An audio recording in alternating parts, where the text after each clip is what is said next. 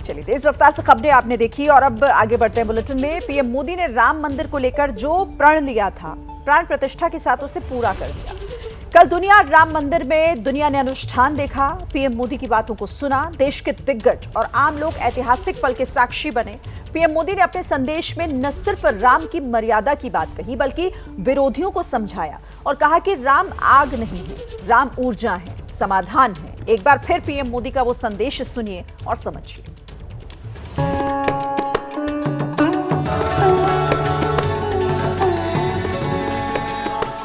सदियों की प्रतीक्षा के बाद हमारे राम आ गए।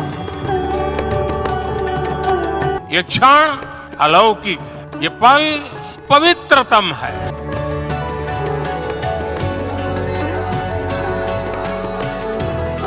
राम विवाद नहीं, राम समाधान है। राम सिर्फ हमारे नहीं है, राम तो सबके हैं। राम भारत की आस्था है, राम भारत का आधार है, राम भारत का विचार है, राम भारत की प्रतिष्ठा है, राम भारत का प्रताप है, राम प्रवाह है, राम प्रभाव है, राम नेति भी है, राम नीति भी है।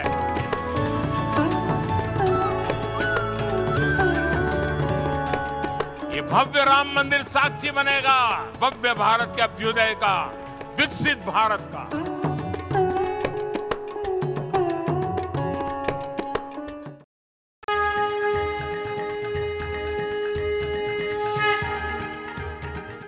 आज हमारे राम आ गए हैं।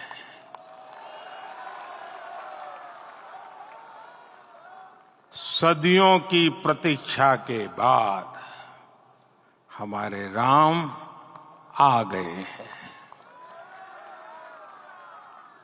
सदियों का अभूतपूर्व धैर्य, अनगिनत बलिदान, त्याग और तपस्या के बाद हमारे प्रभु राम आ गए हैं। इस शुभ घड़ी की आप सभी को, समस्त देशवासियों को बहुत बहुत बधाई। हमारे रामलला अब टेंट में नहीं रहेंगे।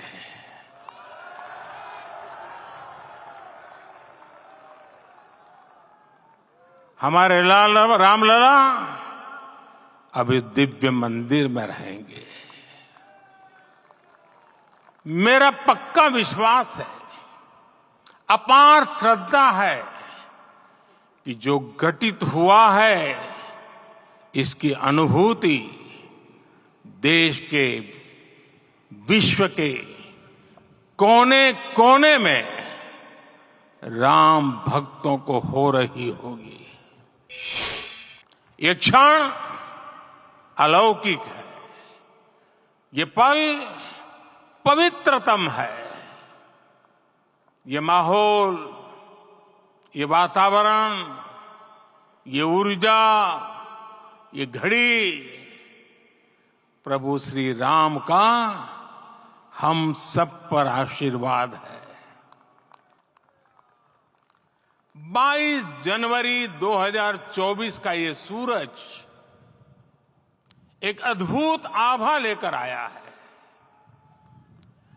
22 जनवरी 2024 ये कैलेंडर पर लिखी एक तारीख नहीं, ये एक नए काल चक्र का उद्गम है।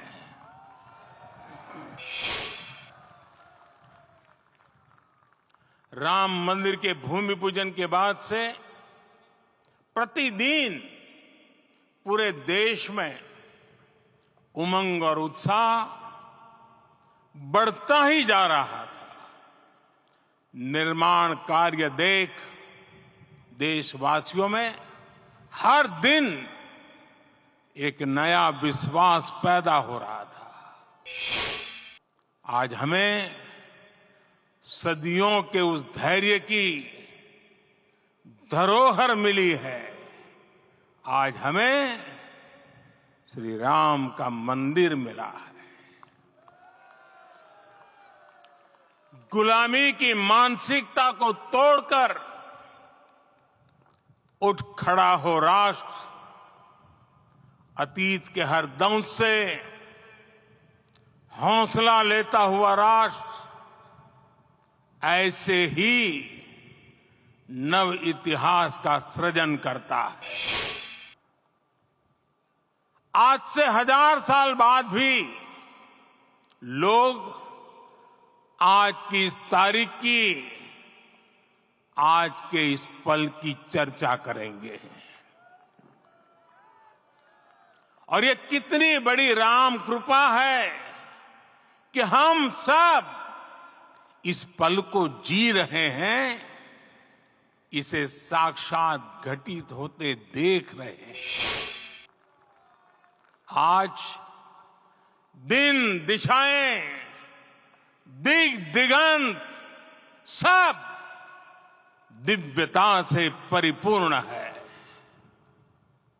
ये समय सामान्य समय नहीं है।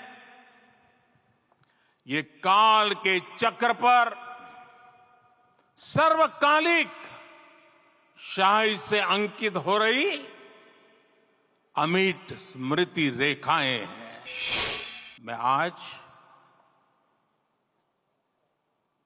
प्रभु श्री राम से क्षमा याचना भी करता हूं। हमारे पुरुषार्थ, हमारे त्याग, तपस्या में कुछ तो कमी रह गई होगी कि हम इतनी सदियों तक ये कार्य कर नहीं पाए। आज वो कमी पूरी हुई है।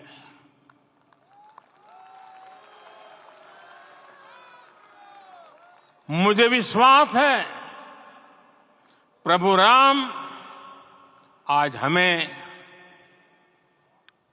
अवश्य क्षमा करेंगे। मेरे प्यारे देशवासियों, त्रेता में राम आगमन पर पूज्य संत तुलसीदास जी ने लिखा है, प्रभु बिलो की हर से पुरबासी, जनित वियोग विपत्ति सबनासी।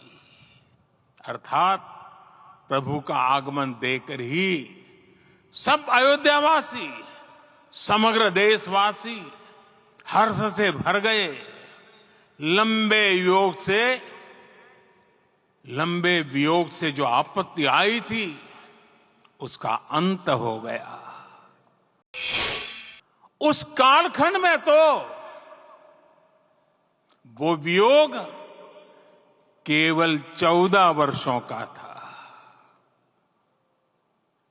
तब भी इतना असह्य था। इस युग में तो अयोध्या और देशवासियों ने सैकड़ों वर्षों का वियोग सहा है। हमारी कई कई पीढ़ियों ने वियोग सहा है। भारत के तो संविधान में उसकी पहली प्रति में भगवान राम विराजमान है। संविधान के अस्तित्व में आने के बाद भी दशकों तक प्रभु श्री राम के अस्तित्व को लेकर कानूनी लड़ाई चली। मैं आभार व्यक्त करूंगा भारत की न्यायपालिका का, जिसने न्याय की लाज रख ली।